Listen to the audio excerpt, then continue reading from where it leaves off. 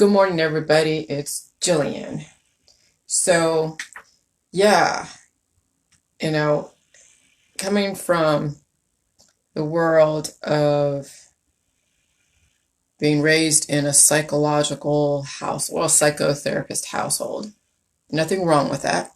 I did take a few classes in psychology and counseling and all that stuff at some of the universities I went to in the 90s because I thought that maybe I would go into some kind of psychology or psychotherapy, but it wasn't anything that I was going to follow up with because that's just like that wasn't what I want to pigeonhole myself into.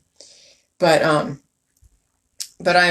writing about revolutions and de-evolutions and evolution, and those all are obviously related.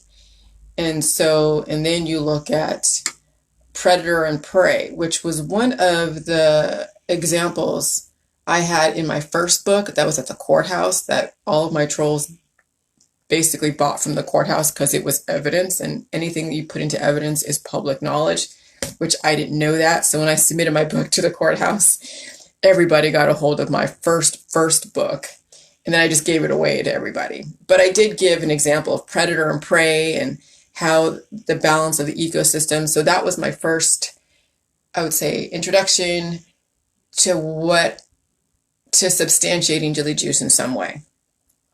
That there is that type of dynamic in the human body, okay, and keeping the balance. And then as we have progressed through the Jilly Juice, and then we have like the media, and then people characterizing me as a predator, and I'm looking at myself as a victim because I'm being targeted. It's interesting how a victim and an abuser could actually take on both characteristics and be interchangeable just like that. And that's not something that's really readily understandable by the human population. It's almost like you have to choose, are you either a victim or are you an abuser? You can't be both. Oh yes, you can be both. But you don't have to be both. And that's what we are discovering on the Jilly Juice, is that you don't have to take on that category, even if somebody tries to categorize you as either a victim or an abuser or a predator or a prey. That the victim and abuser is actually a recharacterization of predator and prey, and it's very animalistic, very primeval. And that actually shows when we take on these characteristics of victim or abuser and we have to adopt them, that we haven't evolved as a human population. We're still stuck in our primeval part of ourselves, and that's probably why you haven't seen a huge advancement in intellectual thought processes. Though relative to where we came from, yeah, people could say, yeah, we are intellectually enlightened, and you can even see some of these gurus out there that profess that they are intellectually woke and they're so enlightened, and yet they still are coming from that standpoint of victim or abuser, because it's like an us versus them. Their body is degrading, and so they will do everything they can to protect themselves from the environment, from the government, from people who are not as woke as them. And and so then you take like something like in psychology, and you look at like Maslow's hierarchy of needs, and you look at baser instincts. And a lot of these intellectually woke people are also into the baser instincts. They're into playing with their hormones, or into the tantric sex type of stuff. They're into body morphine. They're into doing all the psychedelics and the drugs so they can feel these enlightenments, which they would call enlightenment and intellectual wokeness. But in actuality, they're like no different than an animal that is, taking like fermentation and getting kind of, drunk off of that. Okay. And so what I'm proposing that we see in the future is that we are not coming from a baser instinct. But what is a baser instinct, or what is a base instinct? And that's one of the things I'm going to be focusing on in my next book that will come out, I don't know when, but a base instinct or baser instinct, of which I've seen in, as far as my journey through J Juice and all the people that love me and hate me and all the whatever, it's a very primeval base instinct that I come across. And I even have reacted from a very base instinct. And so a base instinct is a subconscious urge, a behavior, or intuition directed by primeval, animalistic, self-serving, and ignoble motivations. Greed and selfishness are unfortunately two of the base instincts ingrained in the human psyche. Well, it's only ingrained in the human psyche when we don't evolve past 100 years old. Even if someone's like 120, they're so decrepit that their age really has no bearing on their evolution because their body is so devolving. So they may have wisdom, but they don't have the alignment of the body, mind, and spirit. So their body is very primeval, and they may have wisdom in the mind, and their biochemistry is like all out of whack. So, so there's no way that when we have a lifespan of less than 100 years to where we can actually evolve past base instincts. Okay. And so then I was looking at the Maslow's hierarchy of needs, and it still comes from a base instinct, even though they have it at the base level of Maslow's triangle. There's a physiological needs. Okay. And so this is how Maslow, which is, he's one of those gurus or those icons in psychology, psychotherapy, of how they would analyze a person based upon where they are on the Maslow's hierarchy of needs. So the most basic person is where they are making sure that they have air, water, food, shelter, sleep, clothing, and reproduction.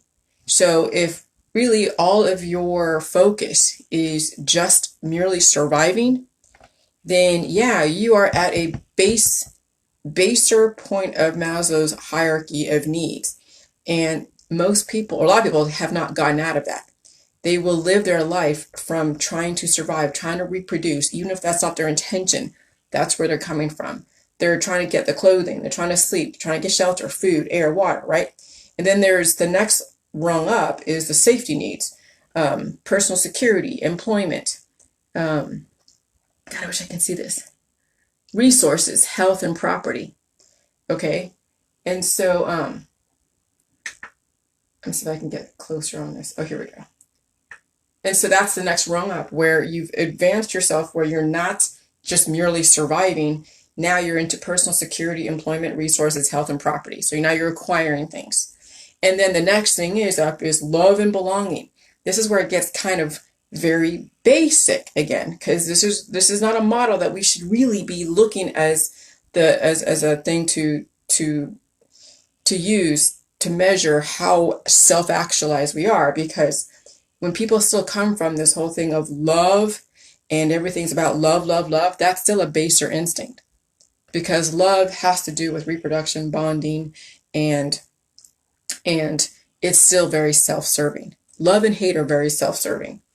I can love somebody in different ways, but it's not the driving force of my life. Love is not the driving force of my life. Acceptance, yes, but I don't come from that standpoint that I must be loved and I must, have that as my sole purpose, which a lot of people have that as a sole purpose. They have to be loved in some way. They got to go and procreate in some way, even if that's not their intention. They have to do acts of that all the time, and that becomes a driving force. And it's still a very baser instinct. But that's then the third rung on Maslow's from the bottom to the top. Then you have esteem, you have respect, self-esteem, status, recognition, strength, and freedom. It's still a baser instinct. It's still, it's still about just you. Okay, and then self-actualization. This is the top of Maslow's, hierarchy of needs. Desire to become the most that one can be. What does that look like?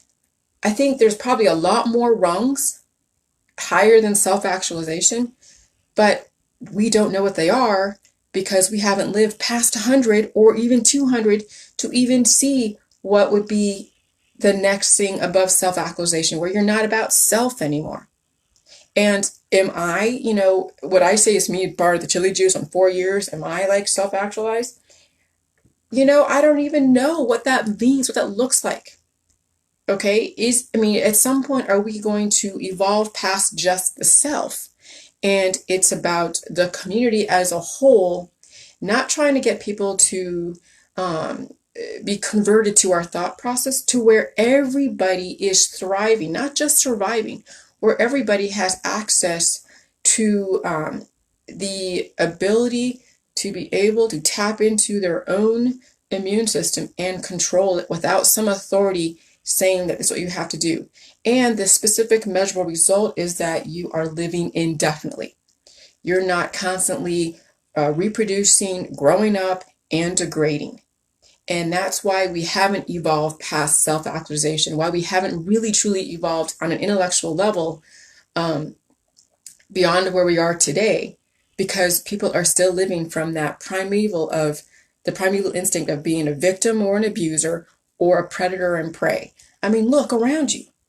You're seeing these kids that are missing. You see kids that are going off the rails. You see people railing against the government. It's like you basically destroying your brain and your gut because you're so pissed off at all of the crap in your body. It's like people cut off their nose to spite their face. And so when you're seeing the anti-government people, when you're seeing the people who are activists that are demonizing Monsanto and GMO and demonizing their environment and taking the antibiotics and antivirals and anti-inflammatories, they are essentially destroying themselves because they are so mad that they don't have any control. And that is, a very primeval base instinct. And so there's no way humanity at all will evolve past self-actualization, because it's still about self, if we keep allowing our friends and family to pass away prior to us truly evolving. Okay? And so I'm introducing with the J juice is that there is a possibility for a whole lot more as far as what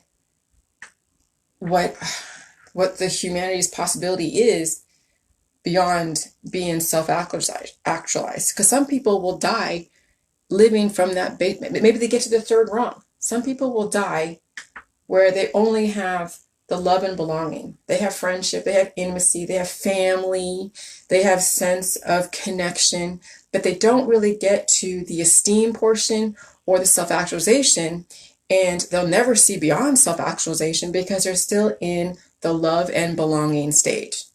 Okay? Because let me tell you, those that are trying to cut off their nose to spite their face and think that they're enslaved because they actually have to go and work for their food, they're in this, they're not going to feel the respect, the self-esteem, the status, the recognition, or strength or freedom because they were imprisoned in their own misaligned body, mind, and spirit. They're always fighting against somebody. Either they're fighting against themselves or they're fighting against some invisible enemy that they can't even see.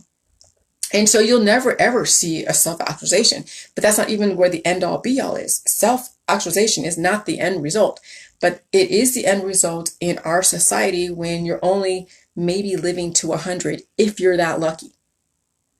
Humanity has not seen real true evolution in, I don't know, ever since probably back in the Noah days. Because, in the Bible, I've heard that Noah was like maybe 900 years old. And the Bible was written from people who weren't dying at 100 years old. So somebody could tell me that at some point when the floods came and then who knows what, then maybe the atmosphere changed and made it more aggressive. And so what used to be big dragons are now little dragons. What used to be big trees are now little trees. The change in the environment, the oxygen levels, the CO2 levels, all the different gases have now created this society that we have today, this microbiome that we have today. However, now we have the ability to harness the elements to then adapt to our microbiome without dying at the macro level. And so the book that, the next book, not this book coming out in June, but my next book, I'm going to be focusing on from revolution and de-evolution to evolution. And the evolution will not be televised, but revolutions will be, because it's a revolving door. People keep repeating the same issues, fighting against somebody, fighting against themselves, fighting against something else. I mean, it's always a fight, and it's always like a predator prey type of scenario. It's always a very base instinct. And so, I'm hoping that with my JG's crowd, they stay on it long enough. They get past the baser instinct. They get past the safety needs. They get past the love and belonging. They get past the esteem. They even get past the self-actualization, to where now it's not about just themselves. It's now, how do you get the community to be able to feel like they have the freedom? They can be more than what they can be, and then some, where money and power and prestige are not the driving force, where you don't have to keep acquiring and accumulating, and then you sit on it.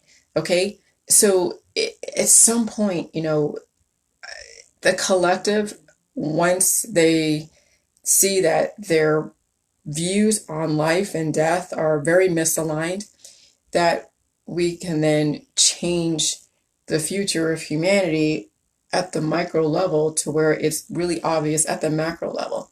And then people start doing things differently, and society goes in a different direction. But first, you have to understand what de-evolution is at the micro level. And you have to understand what revolutions are at the micro level. And they're not your friend. Revolutions and de-evolution is not humanity's friend if you want to evolve.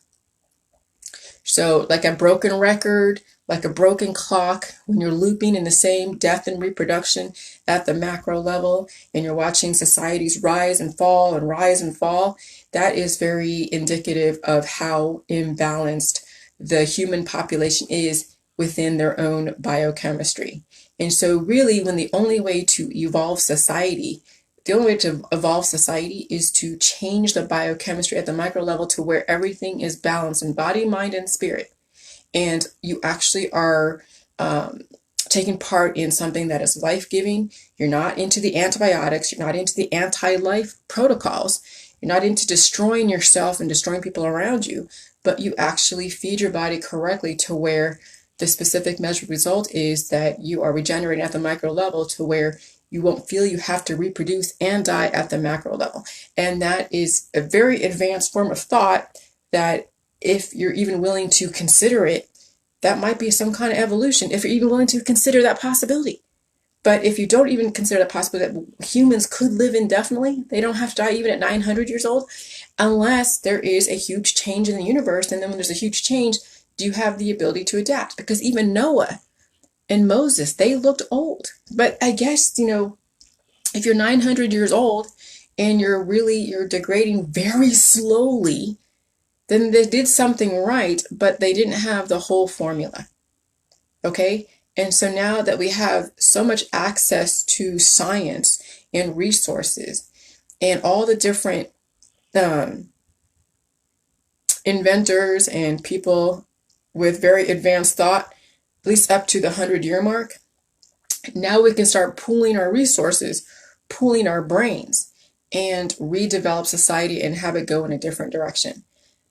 And so that's, so I know I'm not done yet with my book writing. I think that not this book, but the next book most likely will be the last book, because I'm dealing with the micro.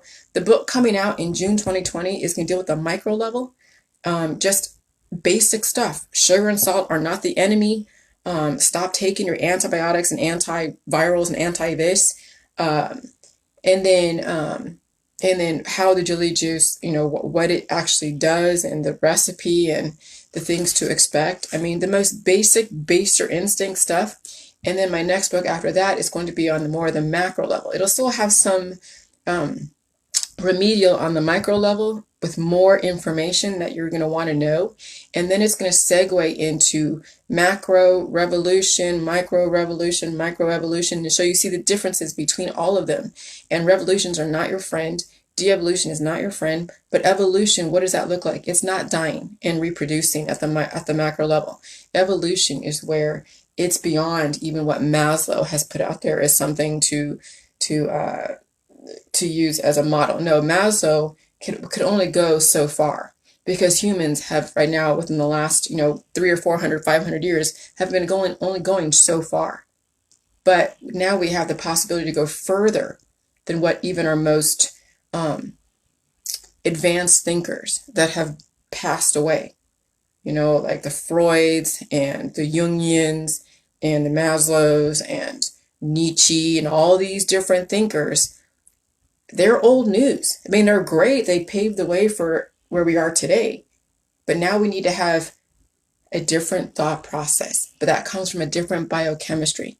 Those thought processes of like Maslow's actual hierarchy of needs and all that, that's from a biochemistry that's aging and degrading. Growing up, making mistakes, maybe have a nice window of homeostasis and then degrading.